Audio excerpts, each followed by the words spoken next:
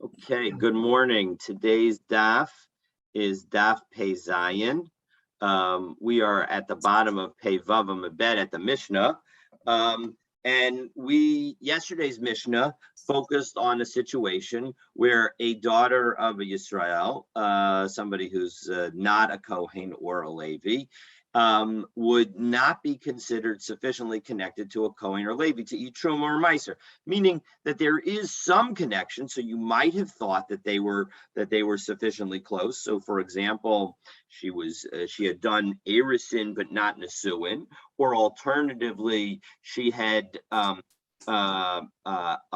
been married to the Kohen or Levi and had been and then either the Kohen or Levi died or they were divorced, and then she had a pregnancy from that Kohen or Levi, and so maybe you might have thought that would be enough for her to be able to eat Truma or Meiser, and we said no. And similarly, the final case was where she was awaiting Yibum with a Kohen or Levi, and we said that even in that situation, that is not close enough. It's not actually being married. It's not actually having a child who's a Kohen or Levi, and so all of those cases are not close enough to result in her being able to eat Truma or Levi. So now we start with a Mishnah that details when she can, and we'll go through a situation of a very complicated situation. So we've stepped it out on the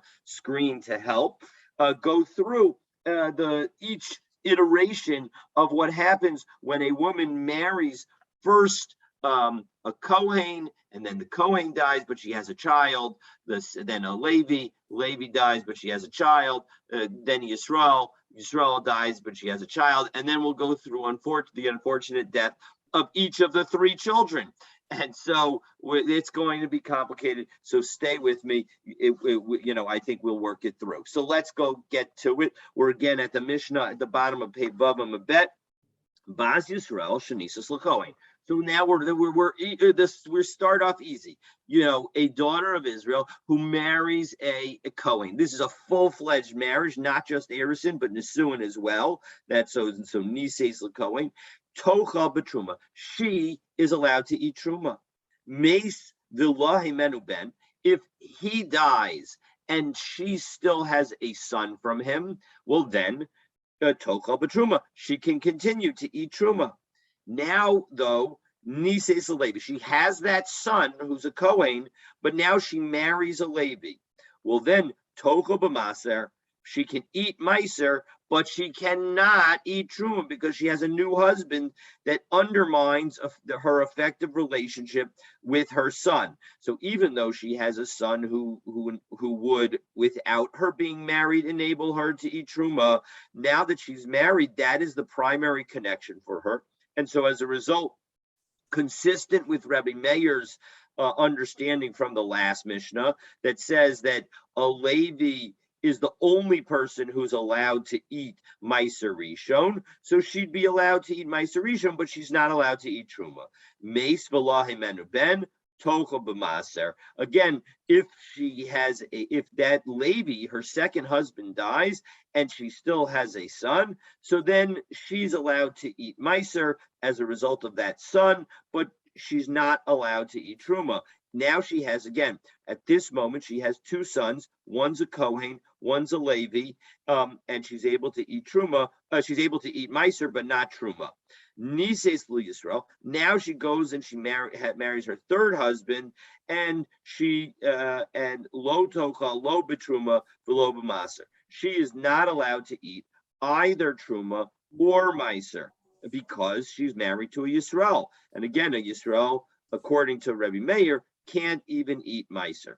And certainly cannot eat Truma. So Meis v'lai menu ben. Now again, the third husband, the Yisrael, dies, and she has a son with him. So lo tochal lo b'truma v'lo b'maser. So now she has three children, no husbands, and one child's a Kohen, one child's a Yisrael, one child's a Levi, and she cannot eat either Truma or Meiser. Now we're going to see a comparable situation momentarily. It's going to be high. It's another situation that's highlighted in the screen. This is the situation again.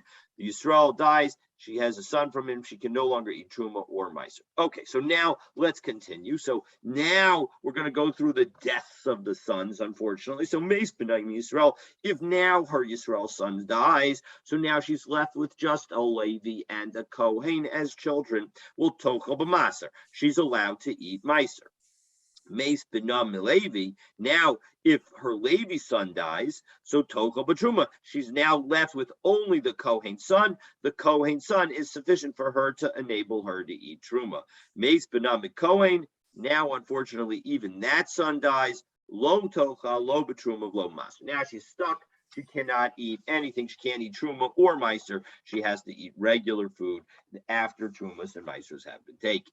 Bas, now we get to situation number 2. And we're going to, again, remember that in situation number 1, the highlighted case was where all 3 of her husbands have died, but she has children from all of them, and it says she cannot eat truma or meiser rishon. Now let's take a look and see what happens if the daughter is a Kohen.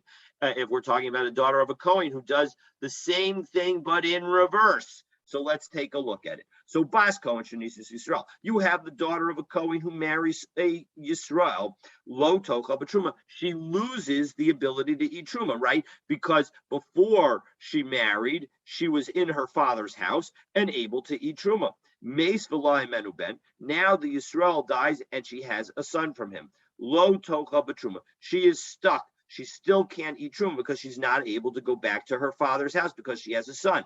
Nisas Levi. Now she marries a Levi.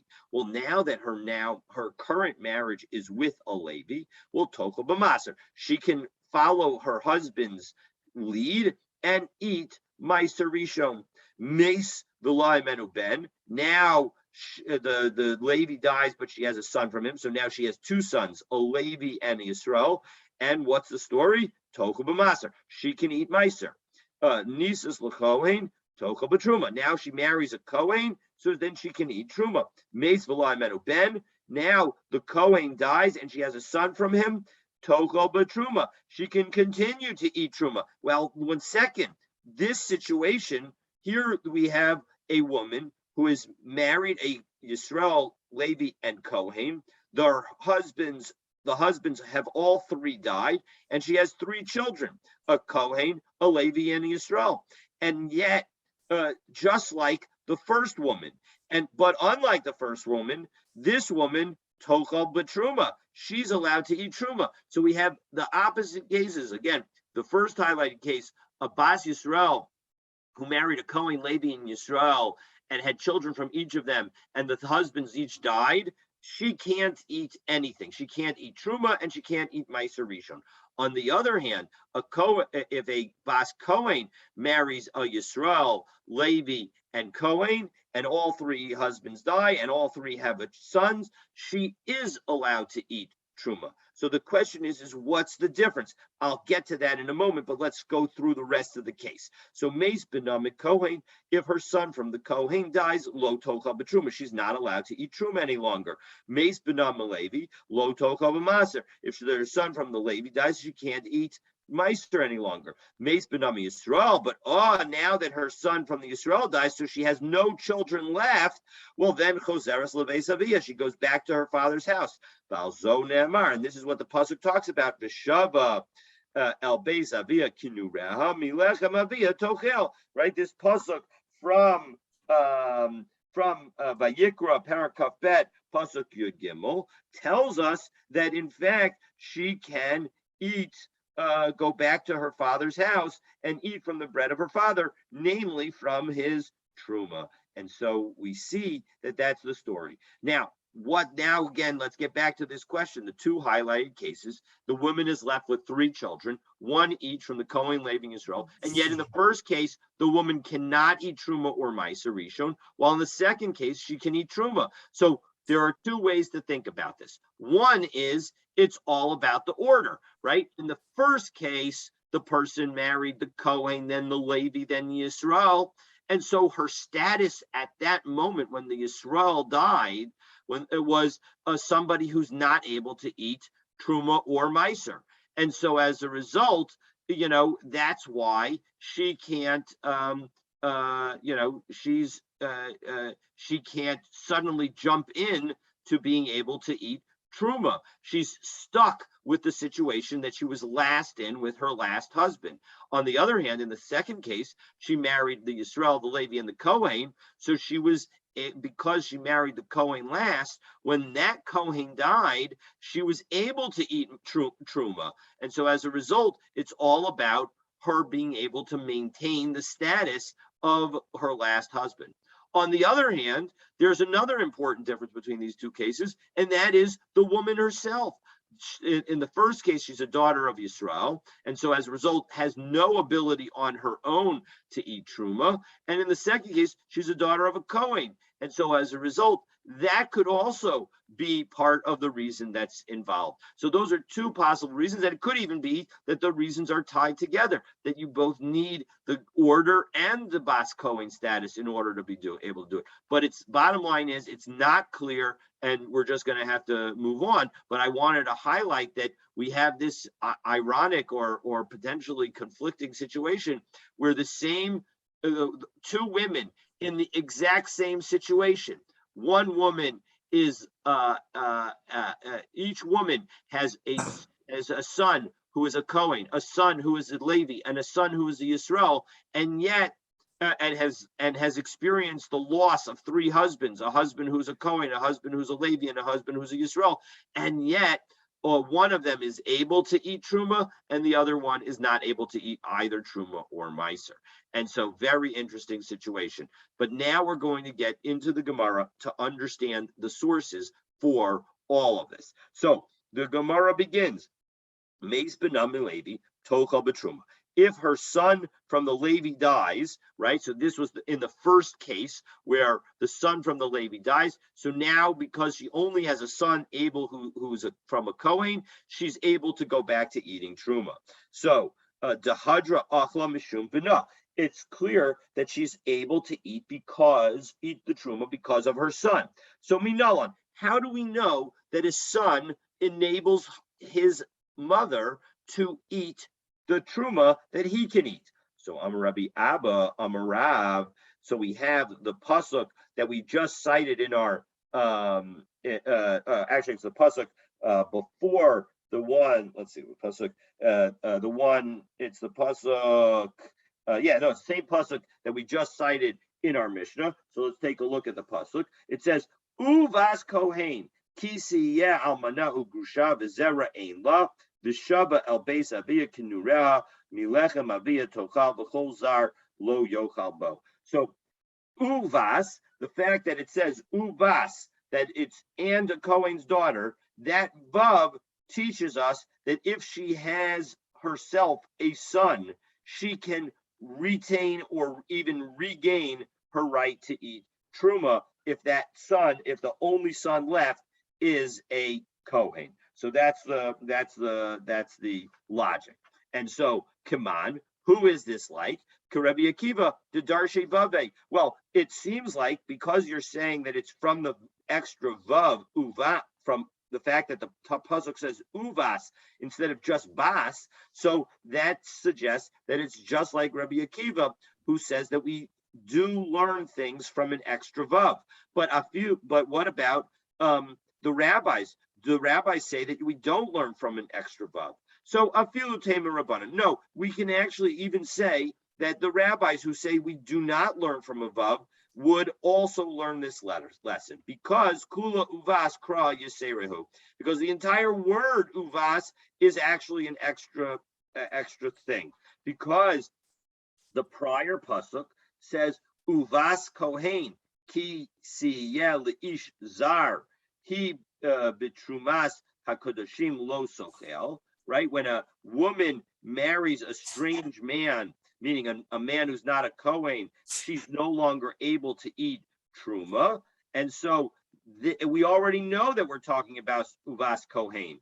So we don't need to repeat it in the next pasuk. We could just say, kisiyeh almana ugrusha, that when she becomes a widow or a divorcee, V'zera Eilan, she has no children, so then V'shava El Beis Aviyah, then she would return to her father's house. So the fact that that the whole extra word, that can help us understand that even in the situation where her first sons, her Levi and Yisrael sons die, and now she's left with just her Kohen son, that Kohen son is sufficient to enable her to eat Truma.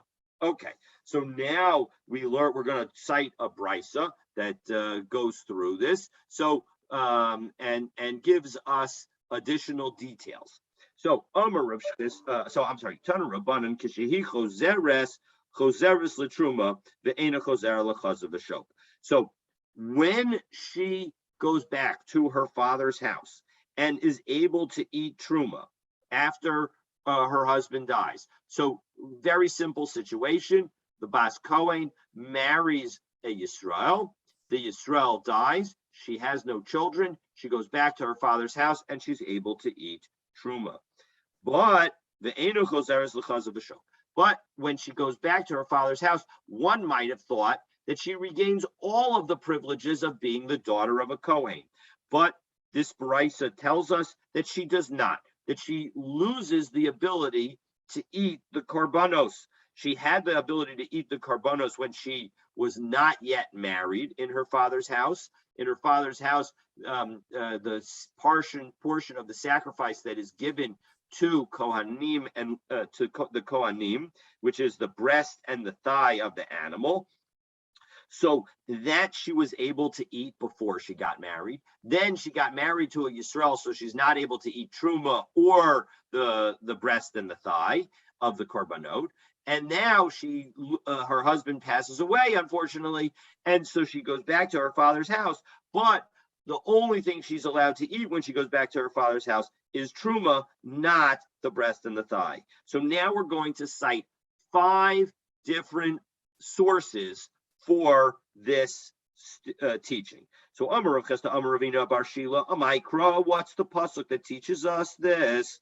So he b'trumas hakodashim lo tochel, right? The pasuk Perek Kafbet, pasuk Yudbet in Vayikra says, again reading the whole pasuk, Uvas Kohen ki siyeh leish zar, he b'trumas hakodashim lo sochel, right? She's not allowed to eat when she marries a non-Kohen. She's not allowed to eat the kodashim, the separated holy pieces. And so what is that? The muram min hakodashim lo sochal. This teaches us that she's never allowed to eat that which was separated from the korbanot, namely the breast and the thigh of the sacrifice. So that's all explanation number 1. Rav Nachman Amar Rabba bar Avua, Rav Nachman says that actually we can learn it from the next pasuk, because the next pasuk says Uvas Kohen Kisiyah Almana Gusha. Now her husband is gone away, either he's died or he divorced her. V'zera Einlan, she has no children. V'shava El Beis Aviyah, and she returns to her father's house. I'm reading from the pasuk. So Kinura, she returns to her father's house like when she was a little girl.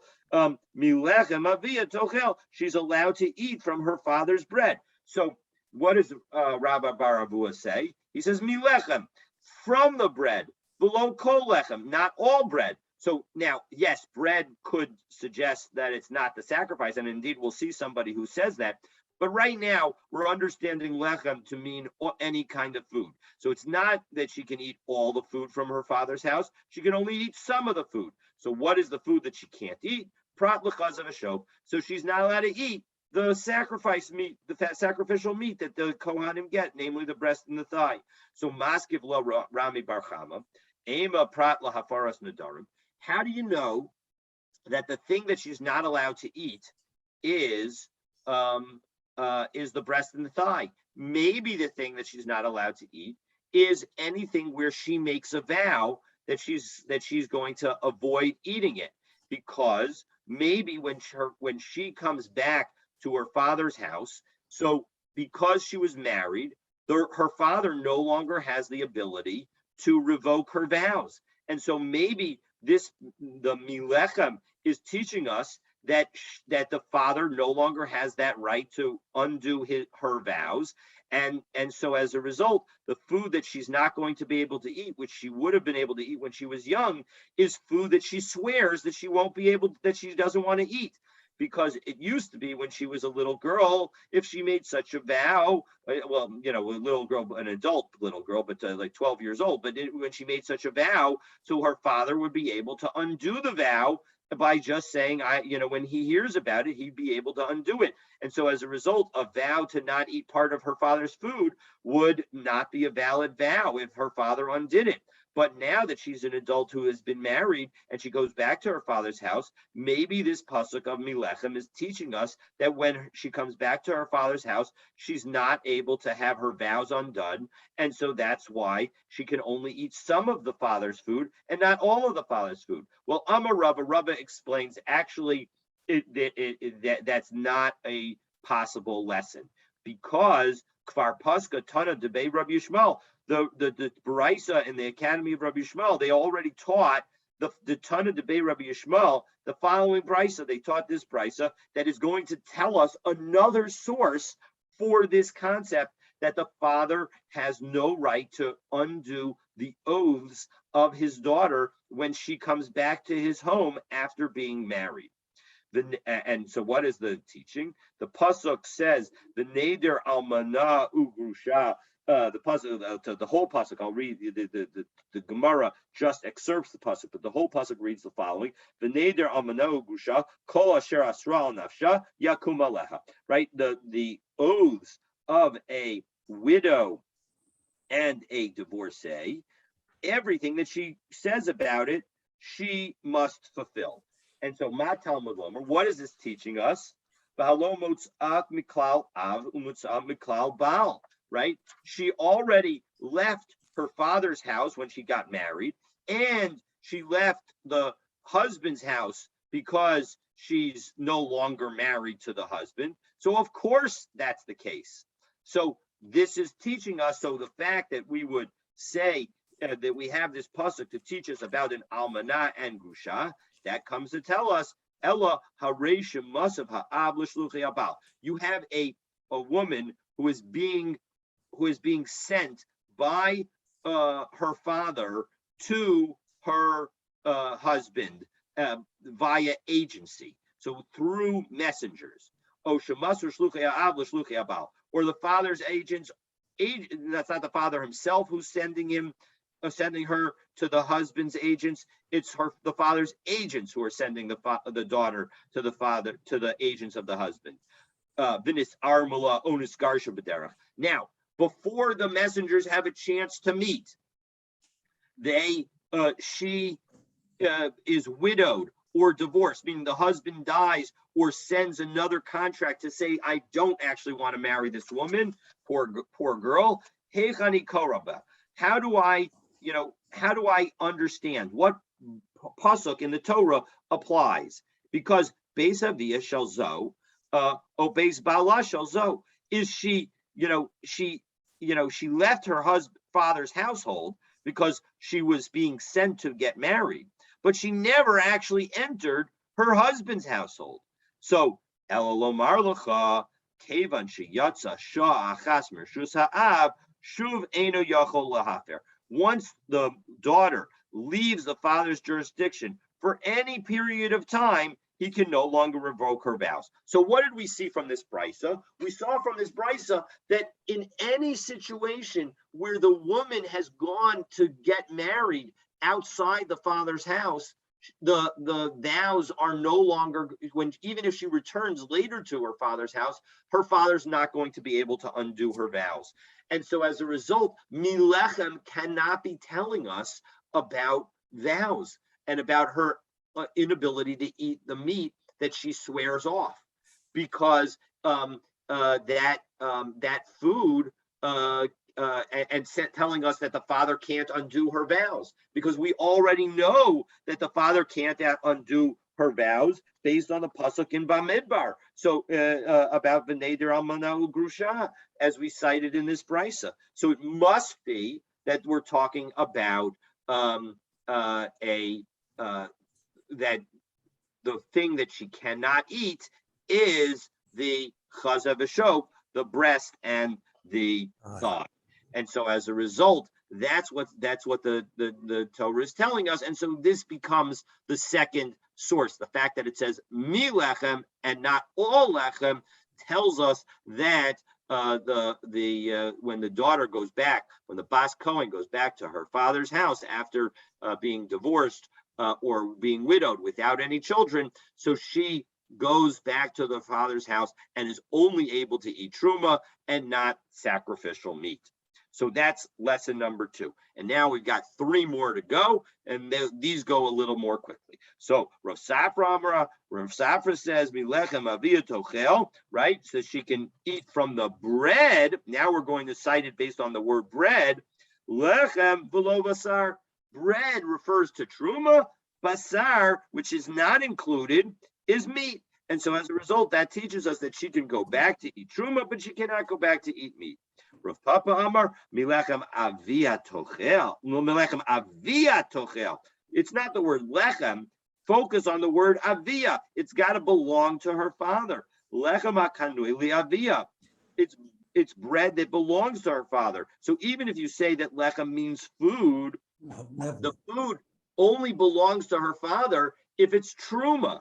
Prat l'chaz of a shok, but it comes to exclude the breast and the thigh of the korbanot, because even though the Kohanim are given that the breast and the thigh of the animal to eat, the korban animal to eat, demishulchan gavoa kazachu, that is considered the food that belongs to God, and so as a result, it never officially belongs to them.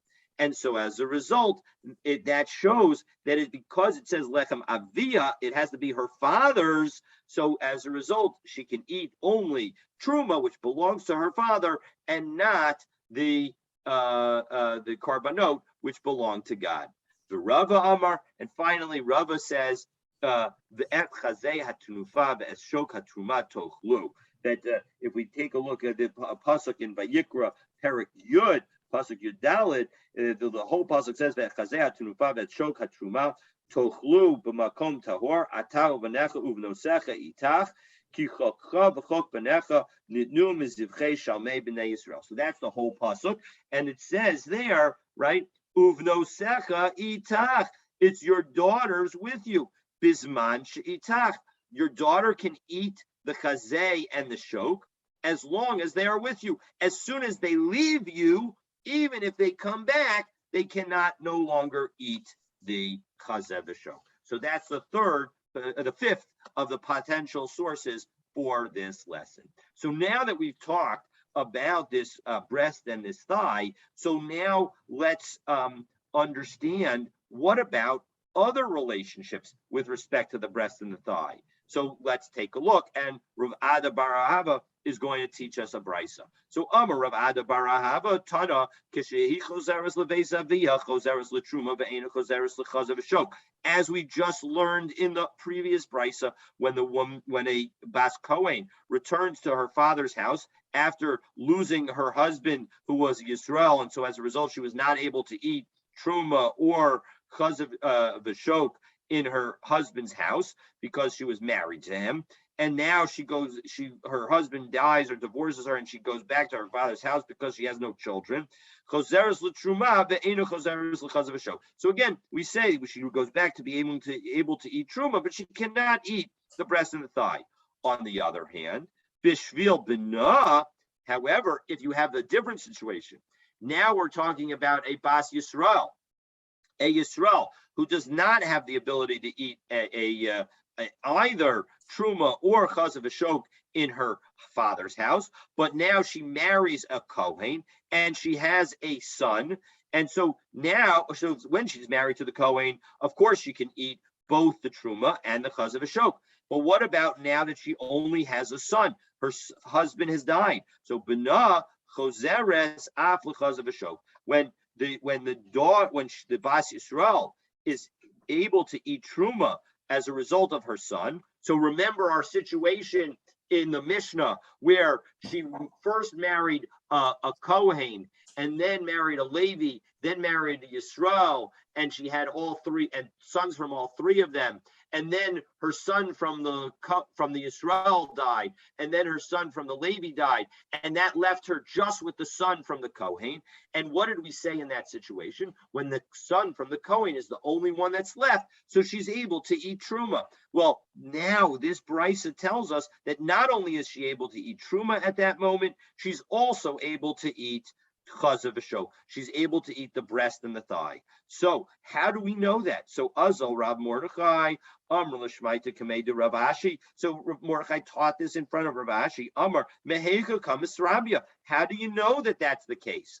So mi uvas. We learn it from that extra vav of uvas, that when she goes back to her son's situation, when the other two sons have died, when the son of the Levi and the son of the Israel have died, so now she's left with just the son who's a Kohen.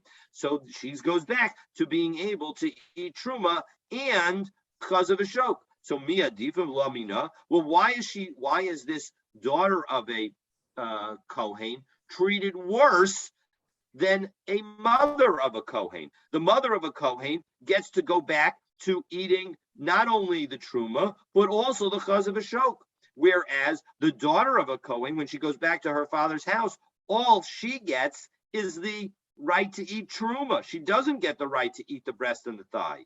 So Hasam ksive miute. Well, we just learned 5 teachings that explain why the daughter doesn't get to go back and eat the chazav v'shok.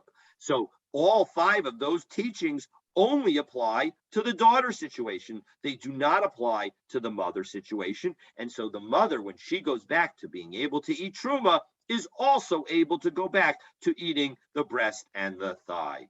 Okay, so let's just remind ourselves, that's a big difference. So again, if you have a Kohen who has a daughter who marries a Yisrael, and the Yisrael dies and the Kohen goes back to her father's house, so then that daughter only eats truma, does not get to eat korbanot. On the other hand, we have a Bas Yisrael who marries a Kohen, then a Levi, then the Yisrael, and has children with all 3. And then and at that moment, when all 3 of her husbands have died and she has all 3 children, she can't eat anything. She can't eat truma or meiser. But now her son who's a Yisrael dies, she gets to eat meiser. Her son who's a Levi dies, she gets to eat truma. Not only does she get to eat truma, but she also gets to eat the korbanot. So that's a big difference between being the mother of a Kohen and being the daughter of a Kohen. All right, so now that we've gone over all of that, we go to the last part of our Mishnah.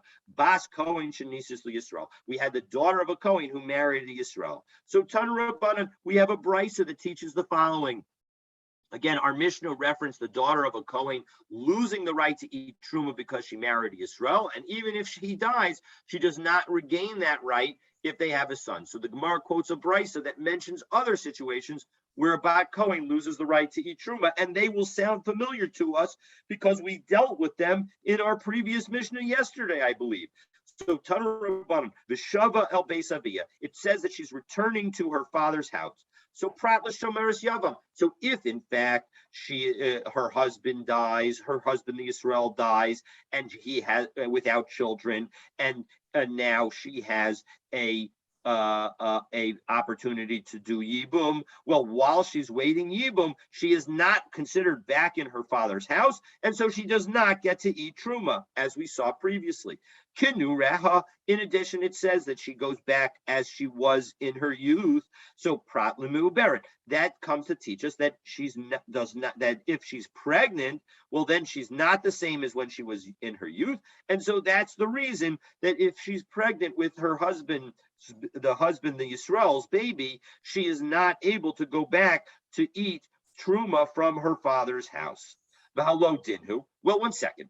Maybe this lesson about pregnancy we can learn from a kal v'chomer. Whenever we say halo dinhu, it's telling us that we could figure it out logically, and the main logical component is a kal v'chomer. Now, this kal v'chomer is somewhat complicated, so we're going to go through it slowly and to make it really clear. So the kal v'chomer is going to compare 2 situations. One situation in connection with the elimination of the obligation of yibum, and the second situation with the elimination of the right to eat truma. And we're going to see that one case that even though there are strengths to the elimination of yibum, and yet something does not exist there. So as a result, it should certainly also be the case with the right to, when it comes to losing the right to eat truma. So let's take a look inside and we'll understand. Okay, so Uma b'makom shelo asa v'lad min harishon kivlad min hasheni. And let me just give one more piece of background. We're going to be talking about the following situation. A woman was married to husband number one and had a son. Now she's married to husband number two. Husband number one, either they got divorced or he dies, doesn't really matter, but she's married now to husband number two. Husband number two, again, has a stepson, but doesn't have a son. And now he dies. Even though she has a son from another man, there's still a yibum requirement because she did not have a son from this husband number two. And so that's background piece number one. Background piece number two is, let's look at a bas Kohen. A bas Kohen who marries husband number one, a Yisrael, and has a son with him, and then marries husband number two, also a Yisrael, and doesn't have a son with him. Even though her second husband had no children, she does not, because she had a son from husband number one, she does not get to go back to her father's house to eat truma. The fact that she had a son from husband number one is sufficient to prevent her from eating truma. So it doesn't make a difference whether her son was from husband number one or husband number two when it came to eating truma. So now that we have that background of knowing that when it comes to truma, it doesn't make a difference whether the son that she has is from husband number one or husband number two. But when it comes to yibum, it does make a difference. If the son is from husband number one, that will not affect the requirements for yibum with respect to husband number two. Only a son from husband number two will affect that. So let's take a look. So now that we've got all that, Uma b'makom shelo asa v'lad min harishon kivlad min hasheni. Now, in connection with yibum, there is a big difference between a child from the first husband and a child from the second husband, because the potram in a yibum, with respect to exempting her from yibum. A child from the first husband does not exempt her from yibum, but a child from the second husband does exempt her from yibum. Asa ubar kiyolin. And yet, when it comes to yibum, a fetus is equal to a born child, meaning that as long as you see that the woman is pregnant, she's not allowed to do yibum. So makom she'asa vlad min haroshon kivlad min hasheni. Now, in a case where we say that namely her inability to eat truma, it doesn't make a difference whether the son is from the first husband or the second husband. As long as she has a son, she doesn't get to go back to her father's house. And so it doesn't make a difference. Well, in that's leposel min truma. So leposel min truma, so she's unable to eat truma, whether she has a son from a first husband or the second husband. Well, then eino din shenasa uber kiyolin. Well, then certainly in that situation, we should say that a fetus is equivalent to a born child. So the Gemara says, no, this is not a good kal v'chomer. Mali mali asa ubar kiyol inyan yibum. When we say that a fetus is equal to a born child when it comes to yibum, shaharei asa mesim kachayim. That's true because in connection with yibum, a deceased offspring is equal to a living offspring. What do I mean by that? What I mean is that if the wife and husband have a child who's alive today, when the husband dies, there is no yibum requirement, even if the next day that child dies. And so as a result, a child who is going to die is equal to a living child. On the other hand, so nasa uber kiyolula inyan truma. So as a result, we'll make a fetus equal to a born child. Shalo asa mesim kachayim. However, when it comes to truma, we don't say that a child who is going to die is like a living child, because a child who is going to die will result, once that child dies, the situation will change and the woman will no longer will be allowed to go back to her father's house. So Talmud Lomar Kenurea Prat Lemu Beret. So as a result, we do need to actually teach the word Kenurea to tell us that a pregnant woman is excluded. Now, we're going to go on an aside for a little bit, but I want you to remember this, the nature of this Kal V'chomer, that compared Yibum and eating Truma, and when we would stop Yibum and when we would stop eating Truma, because we are going to learn 4 more versions of that Kal V'chomer and undermine all 4 versions. Again, in this situation, we were learning from the case of we were trying to learn about pregnancy. Now we're going to turn it around and try to learn about the deceased child, the child that's going to die. And we'll see exactly how that all works out. But the bottom line is that same Kal V'chomer we're going to come to in a moment and reject it 4 times over. The Itzrach L'Michtav Mu'beres. And now we're going to, before we get to that, we're going to just note the fact that both the words, we need to actually say both Shava El Beis Aviyah, that excludes a woman waiting.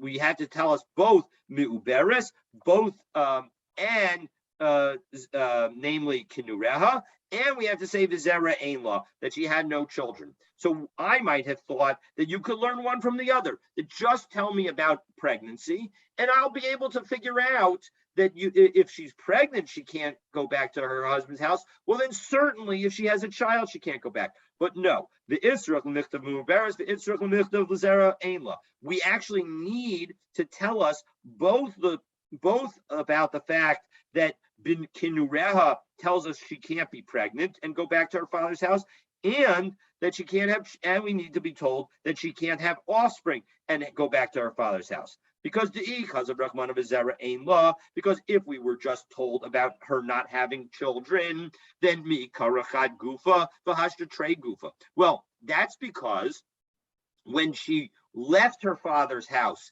she was one body. Now she's coming back to her father's house with a son, so she's got 2 bodies. So that's why she can't go back to her father's house. Aval Mi'uberes, but when she comes back just pregnant, to me, Karachad Gufa v'Hashta Gufa, before she was a single individual, and now she's still a single individual, there's no 2 people there. So Eimatechol, maybe I would say that she'd be able to eat Truma. So Tzricha, therefore, it needs to tell us that even if she comes back pregnant, she can't eat Truma.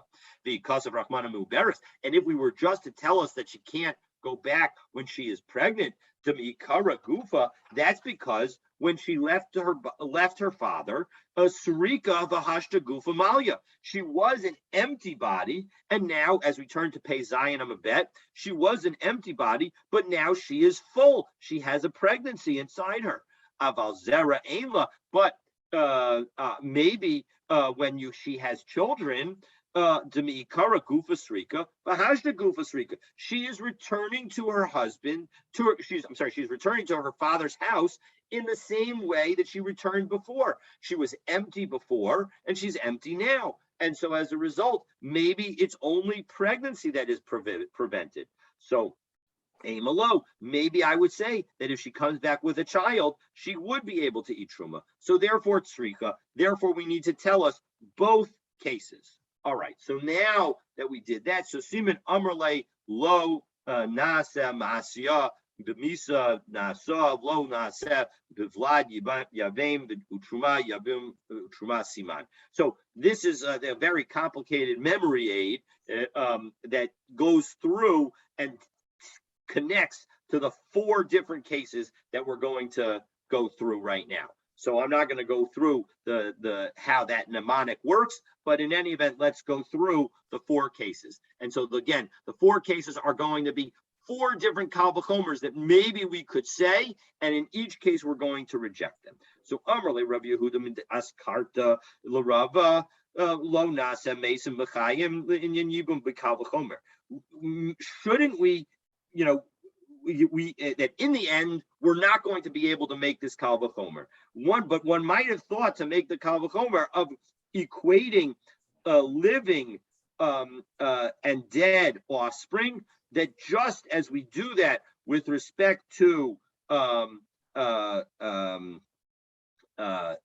truma, we could do it with respect to yibum, based on the following kal v'chomer. So that when it comes to truma, where they say that the child from the first husband is equal to a child from the second husband, meaning either child will prevent the woman from going back to her father's house, in order to prevent her from eating truma. So lo asa mesim kachayim, and yet a dead child, once the child dies, she's able to go back, and so it's not like a living child. So makam shelo asa vlad min harishon kivlad min hasheni, in a situation where in Yibum situation, where a child from the first husband is not like a child from the second husband, because without a child from the second husband, she has a Yibum obligation. Lepotra min Yibum. So she's not exempt from Yibum if she only has a child from the first husband. So Eino din shalom nasa mesim kachayim. Shouldn't we certainly make a deceased offspring just like a chayim? So Talmud Lomar Daracha Darchei Noam Mechon Nesivos Shalom. Well, there's a big problem with that, because if in fact we were to say that when a woman is married to a husband and they have a child, and now the husband dies, and then 5 years later the child dies, now all of a sudden she has a yibum obligation. Well, that would be a big problem, because then she would never be able to get married, because we would never know whether maybe the child would predecease her. And so as a result, the fact that the Torah says Deracha Darchei Noam, that the ways of the Torah are pleasant, so it shows that we can't possibly do that to a woman. And so as a result, because of that nature of Deracha Darchei Noam, so we'll say that it means that it has to be that the child is, as long as the child is living at the time that the father dies, that is a sufficient child to prevent any obligation of yibum. Okay, so that's kal v'chomer number one. Kal v'chomer number two. V'nasa mesim k'chayim l'inyan truma mikal v'chomer. So maybe let's do the following. When it comes to the situation with respect to yibum, where they don't make a child from the first husband equal to the child from the second husband, and yet we make the dead like the live, meaning that a child that will die prevents her from being subject to yibum, just like a live child will. When it comes to truma, when it comes to truma, where we say that a child from the first husband is equal to the child from a second husband, doesn't make a difference which husband she has a child from, she can't go back to her father's house.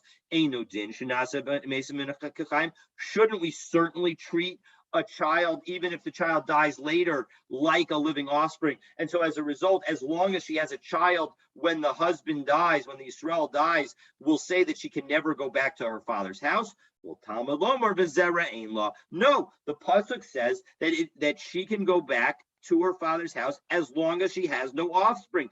V'ha ein la, and now she has no offspring. So as a result, she should be able to go back to her father's house and eat truma. So v'nasa vlad min harishon kivlad min hasheni le'inyan yibum mikal v'chomer. Oh, let's say that a child from the first husband and child from the second husband should be treated equally with respect to yibum based on the following kal v'chomer. When it comes to truma, when it comes to truma, where a dead child, a child that will die, is not equal to a living child. Also, Vlad min harishon kivlad min hasheni, and yet we say that a child from the first husband is equal to the child from the second husband. Makom she'asa mesim k'chayim. When it comes to a child from the when it comes to where a deceased offspring is equal to a living offspring, namely with respect to the Inyan Yibum, when it comes to Yibum in that regard, shouldn't we treat a child from the first husband as equal to a child from the second husband? And so as a result, even if the woman has a child only from her first husband, and now her second husband dies with brothers and has no children, so maybe we should say that because she has children from the first husband, we should say that Yibum doesn't apply. So Talmud Lomar, Uvein Ein Lo. No, the Torah goes out of its way to tell us that he doesn't have a child, meaning that even if she has a child, she will still be subject to the rules of Yibum. V'ha Ein Lo, because in fact he does not have a child. V'lo Naseh Vlad, or its last one, V'lo Naseh Vlad min Arishon Kivlad min Hasheni L'Truma Mikal V'Chomer. And again, maybe we should say, and we're not going to do it, but maybe we should say that a child from her first husband is equal to a child from the second husband with respect to Truma, based on the following, that we should not have them be equal based on the following Kal V'Chomer. That when it comes to that when it comes to the fact that a deceased child is equal to a living child when it comes to Yibum, meaning that if a child is living at the time that the father dies and then dies the next day, we still will say that the woman is putter from Yibum. So lo asav lamin arishon kiblamin hasheni, and nonetheless, we don't say that a child from the first husband is equal to a child from the second husband. So makom shaloa samesim kechayim, in a situation where a dead child is not like a living child, namely Le'inyan Truma, where if the child dies, she gets to go back to her father's house. So maybe we should follow only the second husband. And as long as the second husband had no children, we shouldn't care whether she had children from the first husband.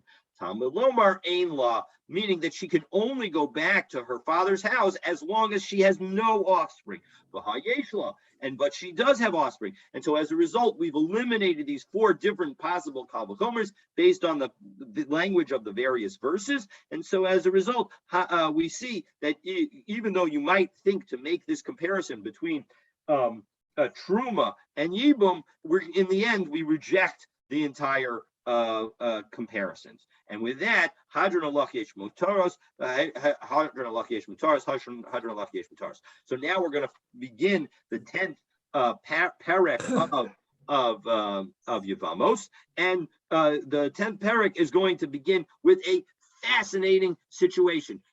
And so stay with me, and then we'll finish, and we'll pick up with the Gemara. The Gemara is going to talk about the idea of when do we believe a single witness, God willing, tomorrow. So, Ha'isha shahalach ba'ala l'medinas hayam. We have a woman whose husband goes overseas.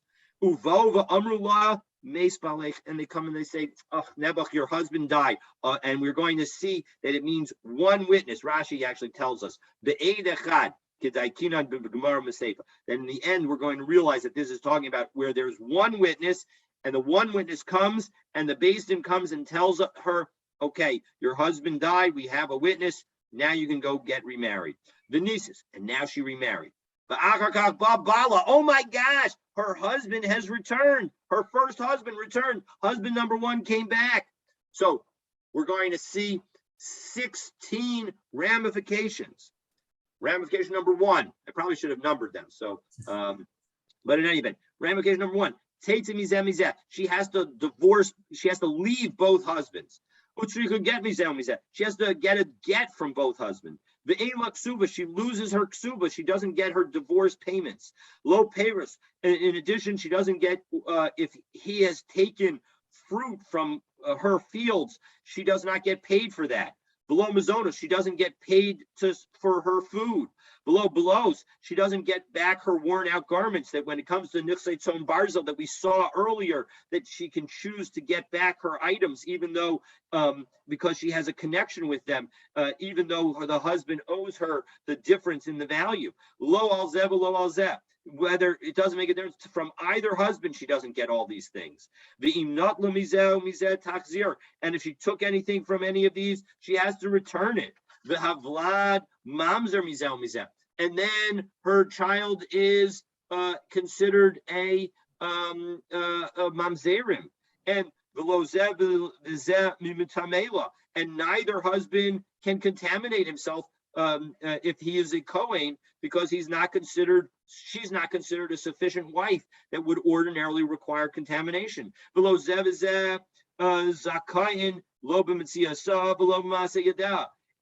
And they don't, and the husbands are not entitled to anything she finds or any earnings that she has.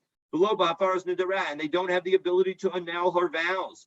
If she was a daughter of a Yisrael, i.e. a non-Kohen, nifsla minakuna, she becomes puzzle from marrying a Kohen.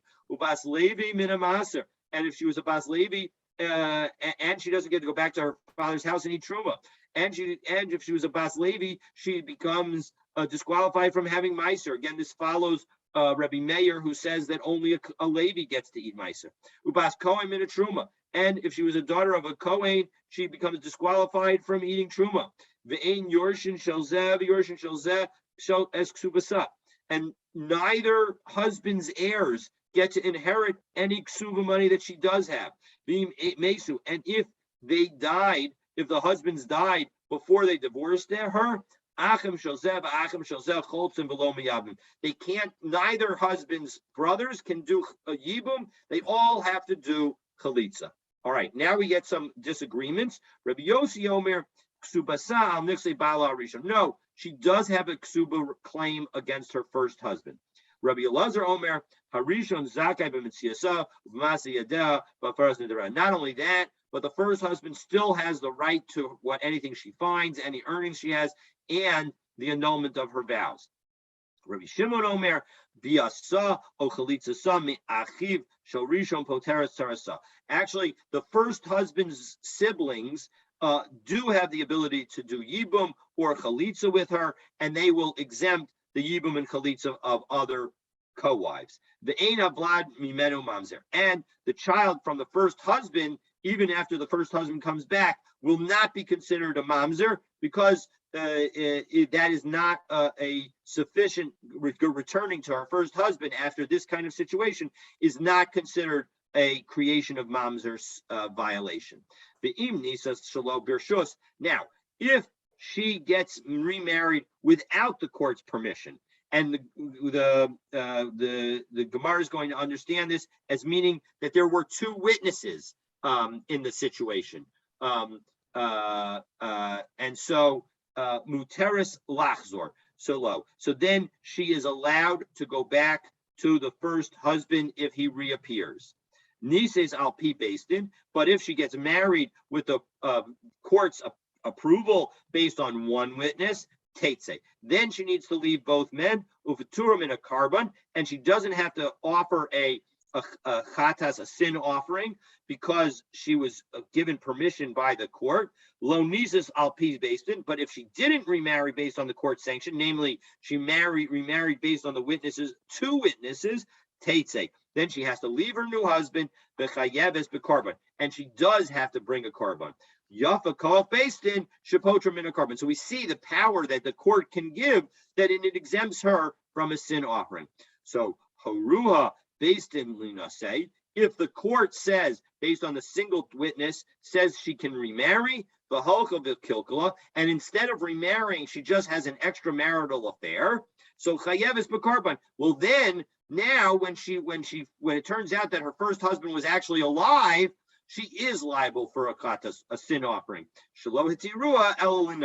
Because the only situation where the Beis Din has effectively exempted her from a sin offering is if she actually goes and gets married. Okay, so now, again, tomorrow, God willing, we'll be talking about this situation. We'll be clarifying the fact that we're talking about the situation where there is one witness, and we'll talk about the power of one witness, God willing, tomorrow. So stay with me, and look forward to learning together tomorrow. Thank you, Rabbi. Have a good day. See you. Thank you too. You too. Be well.